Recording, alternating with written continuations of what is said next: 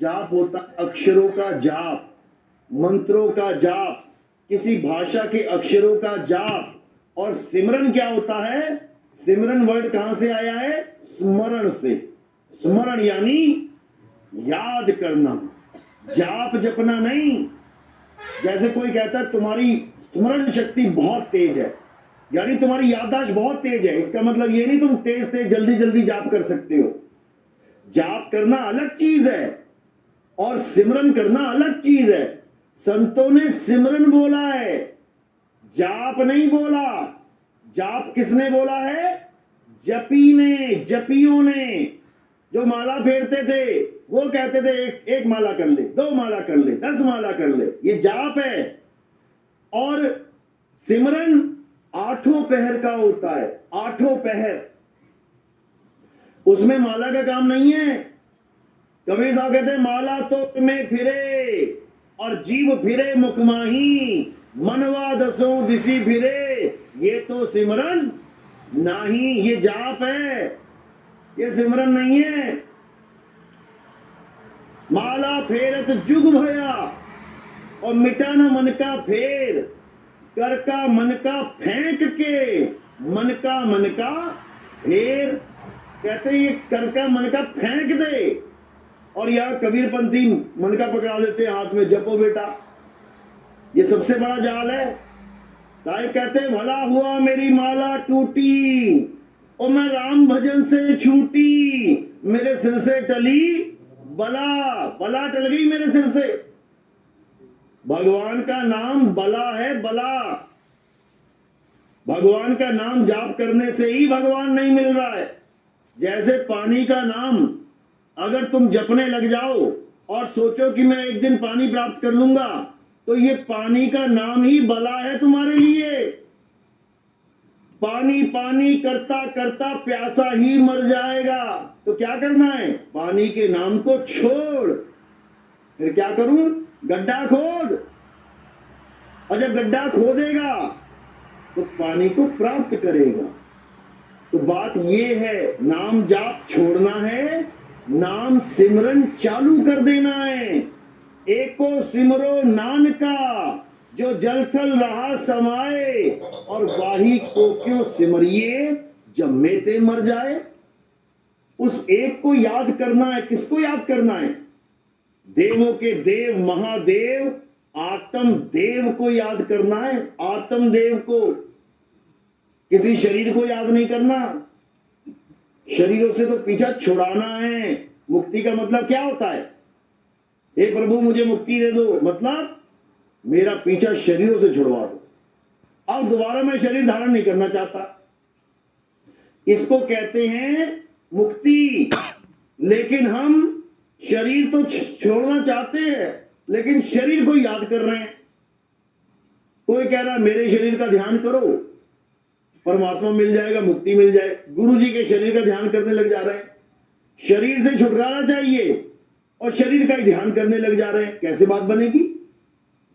नहीं बनेगी। क्यों? क्योंकि ये तन विष की बेलरी, गुरु अमृत की खान, शीस दिए जो गुरु मिले तो भी सस्ता जान। ये तन विष की बेलरी। क्यों बोला विष की बेलरी? क्योंकि इस तन में से जितने भी द्वार हैं सब में से गंदगी निकलती है। कितने द्वार हैं? 9 द्वार खुले हैं, 10वां बंद है। खुले द्वारों में से गंदगी निकलती है, इसलिए इसको विष की बेलरी बोला। इसमें से विष निकलता रहता है, सारी उम्र निकलता रहेगा। तो गुरु जी के नहीं निकलता क्या? गुरु जी के शरीर में से नहीं निकलता विष? अमृत निकलता है क्या? दोनों के शरीर से निकलता है विष, इसलिए दोनों का शरीर विष की बेलरी है।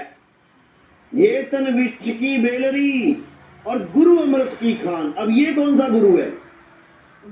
शब्द गुरु है। शब्द गुरु जिसको कहते हैं शब्द गुरु सुरत धुम चेला। या हरियाणा में भजन गाते हैं, शब्द गुरु चित चेला रे। तो ये शब्द गुरु कौन है? शब्द मंत्र तो सुना था, जो गुरुजी शब्द देते हैं मंत्र। ये शब्द गुरु कौन है? यही है असली गुरु। काया से परे है, देह से परे है, जो शब्द स्वरूपी है। सबसे बड़ा बाबा देते ना नाम एक, शब्द स्वरूपी राम, वो है शब्द गुरु, लेकिन जपने वाला नहीं। वो असली गुरु शब्द गुरु है, देह गुरु नहीं। तो कबीर साहब कह रहे हम वासी वा देश के, जहां जात वर्ण कुल नाही, शब्द मिलावा हो रहा देह मिलावा नाही।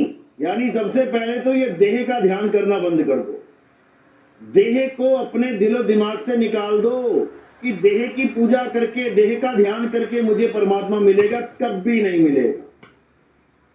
क्योंकि ये तन विष की बेलनी, विष को याद करोगे विष ही मिलेगा, अमृत को याद करोगे अमृत मिलेगा। अमृत क्या है?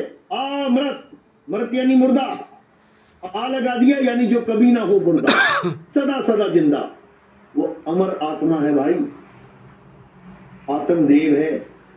उस आत्मदेव को याद करना है, काया को छोड़ देना है और शब्द गुरु यानी आत्मदेव को याद करना है। लेकिन ऐसे ऐसे गुरु बैठे हैं जिन्होंने शब्द को मंत्र बना के रख दिया। शब्द मिलावा हो रहा देह मिलावा नहीं। क्या कहते हैं? हमसे शब्द ले लो, हिंदी के ले लो, पंजाबी के ले लो, उर्दू के ले लो, फारसी के ले लो, जर्मनी, चाइनीज, जापानी, जितनी मर्जी भाषा के ले लो। तो कबीर साहब ने इन शब्द का भी खंडन कर दिया। कहते हम वासी वा देश के, जहां जात वर्ण कुल नाही, सैन मिलावा हो रहा शब्द मिलावा नहीं। अब सारे गुरुओं को साइड लगा दिया उन्होंने कि बेटा जो तुम अक्षर बेच रहे हो ना, हिंदी के अक्षर, पंजाबी के अक्षर, उर्दू के अक्षर, अरबी के अक्षर, 5 नाम, 4 नाम, 10 नाम, 7 नाम, सारे नाम ही खत्म कर देते हैं। सैन मिलावा हो रहा यानी जो असली गुरु होगा वो सैन यानी इशारे के द्वारा नाम दीक्षा देगा, इशारे के द्वारा शब्द का लखाव कराएगा, बोल के सुन के नहीं।